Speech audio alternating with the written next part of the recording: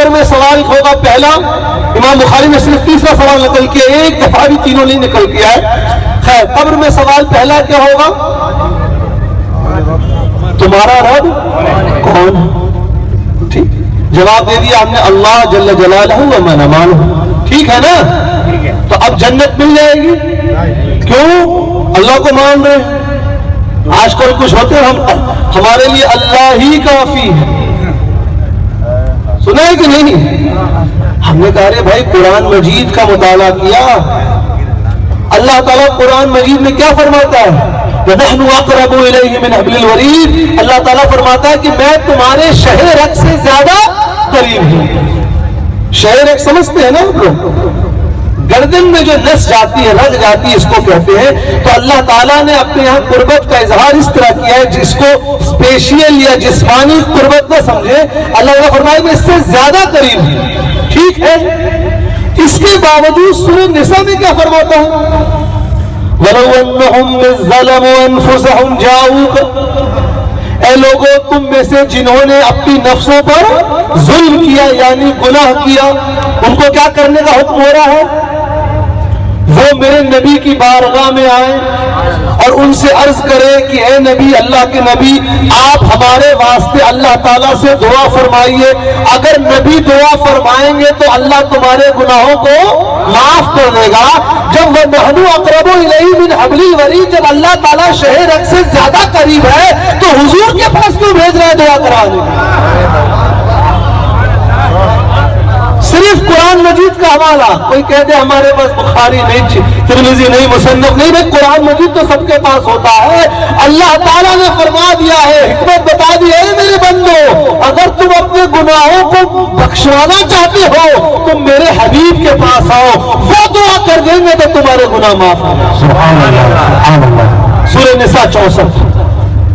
حافظ ابن کثیر جو غیر مقلدین سلفی حضرات کے شیخ کل فی الکل شیخ ابن تیمیہ کے شاگرد ہیں، اپنی تفسیر میں اس آیت کے تحت ایک روایت نقل کرتے ہیں جس کو 20 سے زیادہ محدثین نے نقل کیا۔ آج وقت نہیں ہے، میری کتاب میں نے ذکر پورا کیا ہے، 20 سے زیادہ محدثین نے نقل فرمایا۔ ایک شخص حضور کے پردہ فرمانے کے بعد، حضور کے وصال فرمانے کے بعد حضور کے روض مبارک پر حاضر ہوا اور یہی آیت مبارکہ کی تلاوت کی، یا رسول اللہ، اللہ تعالیٰ نے قرآن مجید میں وعدہ فرمایا ہے کہ اگر ہم آپ سے دعا کی گزارش کریں اور اگر آپ دعا کر دیں تو اللہ ہمارے گناہوں کو معاف کر دے گا، یا رسول اللہ ہمارے لیے دعا کر دیجئے۔ یہ ایک شخص نے کہا اور کہہ کر عرض کر کے چلا گیا۔ وہاں ایک شخص سو رہا تھا، حضور اس کی خواب میں تشریف لائے اور کہا جاؤ اس کو کہہ دو میں نے اس کے لیے دعا کی اور اللہ تعالیٰ نے اس کا گناہ معاف کر دیا۔ تو قبر میں پہلا سوال ہوا تمہارا رب کون، اور آپ نے ہم نے کہا اللہ سبحانہ و تعالی۔ تو اگر صرف اللہ تعالیٰ کو ماننے سے جنت مل جاتی تو دوسرے سوال کی گنجائش ہی نہیں تھی۔ جس نے پہلے سوال ہی کو غلط جواب دیا وہ تو سیدھا چلے گئے جہنم۔ جس نے پہلے سوال کا صحیح جواب دیا اس کے لیے دوسرا سٹیپ۔ دوسرا سوال کیا؟ تمہارا دین کیا ہے؟ آپ نے اور ہم نے جواب دیا اسلام۔ اب تو جنت ملنی چاہیے۔ اللہ سبحانہ و تعالیٰ کو بھی مان رہے ہیں، دین اسلام کو بھی مان رہے ہیں، کیا جنت مل جائے گی؟ صحیح ہے نا؟ اگر دونوں سوال کے جواب میں جنت مل جاتی تو تیسرے سوال کی کوئی گنجائش ہی نہ ہوتی۔ جس نے دوسرے سوال کا غلط جواب دیا وہ واپس چلا جائے گا جہنم کی طرف، کھڑکی کھول دی جائے گی۔ جس نے دوسرے سوال کا صحیح جواب دیا اب اس کے لیے تیسرا سوال کیا ہوگا؟ تیسرا سوال حضور کے چہرے مبارک کی زیارت کرا کر کیا سوال ہوگا؟ تم اس شخص کی ذات کے متعلق کیا عقیدہ رکھتے ہو؟ نہیں، ماضی کا صلہ، یعنی دنیا میں کیا عقیدہ رکھتے تھے؟ اور ہم اور آپ کیا جواب دیں گے؟ نبی اللہ و رسول اللہ، کہ یہ اللہ کے نبی اور رسول ہے۔ اب نبی کا لفظی معنی ہی ہوتا ہے، شابدک ارتھ ہی ہوتا ہے غیب کی بات بتانے والا۔ جو زندگی بھر یہ عقیدہ رکھے معاذ اللہ کی حضور کو غیب کا علم عطا نہیں کیا گیا تھا، اس کے منہ سے اس دن نبی اللہ کہاں سے نکل جائے؟ صحیح ہے؟ اب چوتھا سوال ہوگا؟ نہیں ہوگا، صحیح ہے نا؟ تو کون سا سوال جنت کو ڈیسائیڈ کر رہا ہوں؟ تیسرا، یعنی حضور کے متعلق دنیا میں کیا عقیدہ رکھتے تھے۔ تو پتہ یہ لگا جنت جو ملے گی وہ حضور کے متعلق صحیح عقیدہ رکھنے سے ملے گی۔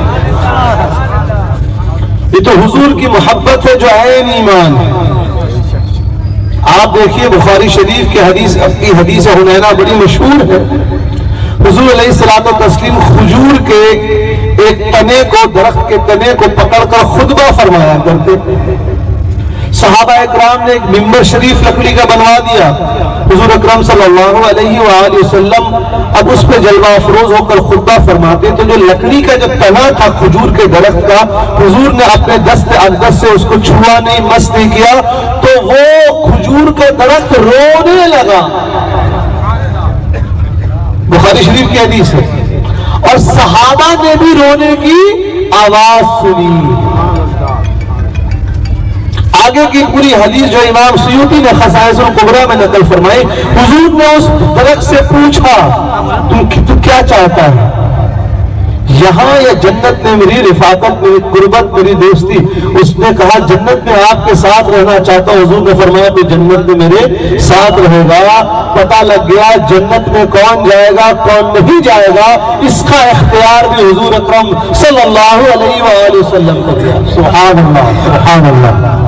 پھر ایک اور بات، حضرت عیسیٰ بن مریم علیہ السلام بڑے جلیل القدر نبی ہیں، مردوں کو زندہ کرتے ہیں، لیکن مردہ تو وہ جو کبھی نہ کبھی زندہ تھا، روح کھینچ لی گئی، اب زندہ کر دیا۔ لیکن یہاں درخت کو زندہ کیا جا رہا ہے جس میں یہ کبھی جان ہی نہیں تھی۔ اور اگر کوئی کہہ دے نہیں، آج سائنس یہ کہہ رہا ہے کہ درخت میں بھی جان ہوتی ہے، ہم کہتے ہیں آئیے پھر شمائل ترمذی کی اس حدیث میں چلیے کہ حضور اکرم صلی اللہ علیہ وآلہ وسلم کے دست مبارک میں کنکڑوں نے کلمہ پڑھا، کلام کیا، تو پتھر میں تو جان آج بھی سائنس ثابت نہیں کر پائی۔ نعرہ تکبیر، نعرہ رسالت، مستقِ اعلیٰ حضرت۔ یہ حضور کی محبت ہے جو ہمارے دلوں میں بزرگان دین، صوفیاء کرام، علماء کرام سے نسل در نسل ہوتے ہوئے آ گئی۔